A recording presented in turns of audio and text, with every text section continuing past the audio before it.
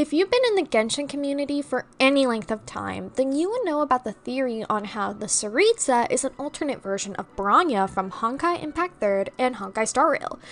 But what if we've been wrong about who the Tsaritsa truly is? She isn't Bronya, but another Honkai character, and we have just been given an alternate version story in Star Rail recently. So I'm here to suggest, based on in-game lore, theories, and how well it would fit in the narrative of the story, who I think the Tsaritsa really is. So sit back, relax, and enjoy the video. Let me know if you think that the Tsaritsa is Bronya, someone else, or an original character. Let me know in the comments. We don't really know much about the Tsaritsa, nor do we know much about her appearance either, but we can guess based on what little we do know about her. First, we need to look at what is known about the Tsaritsa. According to in-game voice lines, we can start to get an idea of what the Tsaritsa is like. Arlecchino calls her a person of true sincerity and compassion. Child calls her a gentle soul, too gentle. While Wanderer mentions how everyone reveres her for her benevolence and kindness, but he states that they forget that love is also a form of sin, implying that the Tsaritsa's domain is love, which is corroborated by more in-game and out-of-game lore released by Hoyo. We learn from Dainsleif that she has no love left in her heart, implying that she lost the ability or has forgotten. She is a god with no love left for her people, nor do they have any left for her. Her followers only hope to be on her side when the day of her rebellion against the divine comes at last. In Arlecchino's Character Story 5, she is allowed to ask Piero 5 questions. However, we only get the answers to questions 3 and 5. The 5th answer is the one that mentions the Tsaritsa. Question 5. What will become of me and the others in the House of the Hearth once everything is finished? I will be frank. None of you have any place in my ideals, for I only plan to uphold the virtue of folly.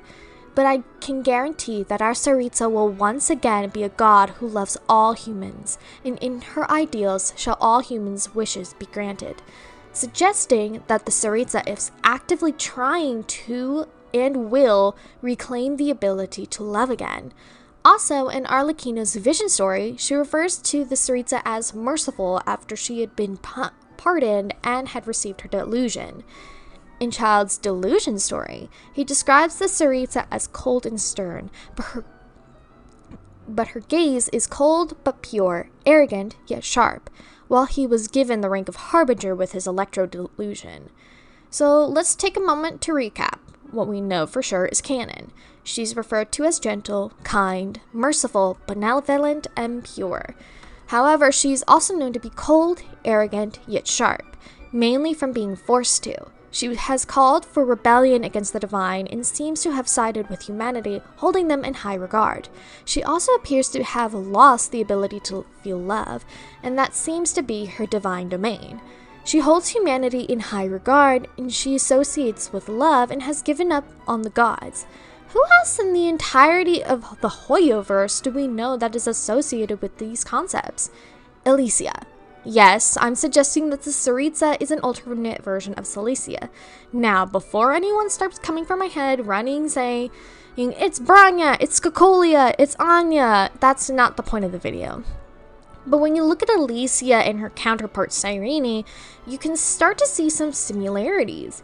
Now, the obvious one is her favoritism towards humanity. In Honkai Impact 3rd, Elysia was the one who started the flame chase. She was the first Hersher of origin, and she used that to give humanity a chance, sacrificing herself by deciding that the leading actress should play the charming villain for a change, who was later reborn as the Hersher of human ego, to fight the Hersher of corruption. In Honkai Star Rail, Cyrene tells Herta that she had given up on gods long ago, and that humanity is flawed divinity, and divinity is flawed humanity, placing humanity higher than that of the gods and eons in her mind and heart. They both fought for the worlds they loved, both wanting to create a new world for humanity to live and flourish. This lines up with what we know about the Tsaritsa wanting to burn away the old world and grant the wishes of all humanity. even if that means fighting against the heavenly principles. Now, I know one of the major points people like to bring up to disprove or discount the Alicia is the Tsaritsa theory is their personalities. But remember, Venti knew her. 500 years ago, I knew her well, but I can't say the same is true now. He was close to her, and she only cut him off due to the events of the Cataclysm. You see, a certain catastrophe happened 500 years ago. After that, she cut off all ties with me. And in an unused voice line from the beta of the game, Venti describes her by saying that though she maybe is the way she is now, she was once the warmest of us. And Zhongli's voice line from the Archon quest even has a sense of grief in it. Him mourning who she used to be. This implied that her personality has had major drastic changes since the Cataclysm. Personalities can indeed change due to large amount of trauma and time and due to erosion. This idea is supported by both Zhongli and Venti, but what could have caused this major change in her? Let's look at a few options. First, we know that the Tsaritsa was present during the fight against the Abyss with the other Archons during the Cataclysm, where she witnessed the deaths of some of the other Archons, specifically Raiden Makoto, Ichiria, and Greater Lord Rukkhadevata. The deaths of people she considered her friends were certainly an extremely traumatic event. This could be one of the reasons for her dramatic personality shift. The second is most likely that during the Cataclysm, she learned the truth about the Gnosis' origins and creation, that they were made from the third descender and broke into 7 pieces given to the 7 Archons as a sign of Fane's authority. Learning that truth sparked the flames of rebellion in her heart, the only feeling that she has left in her frozen heart. Now, we believe she is most likely, I'm gonna probably butcher this, Snizhnorka, the lover of Serlinin from the book Hymns of the Far North, Volume 2, as that is the most popular theory for her motive for gathering the Gnosis. Please forgive my pronunciation. If the theory is true, that gives us the reason for her gathering the Gnosis. She is trying to piece together the person she loved the most. Now, who is highly associated with Alicia? Kevin, yes. I'm also suggesting that the third descender is an alternate version of Kevin Keslana. Him being a descender, someone whose will can change the fate of the world, really fits him. He, in both Honkai games, Impact Third and Star Rail, take on the role of the deliverer to try and change the fate of the world he loved. Doesn't that fit the role of descender so well? But why would she turn against Celestia only now? If she ascended to the throne and became the Cryo Archon, how did she not know it was the pieces of the third descender before the Cataclysm? Perhaps she knew since the beginning, but it's only now that she has gotten the opportunity since Fanes is asleep. I don't really think that's the case, but it's a possibility we cannot rule out.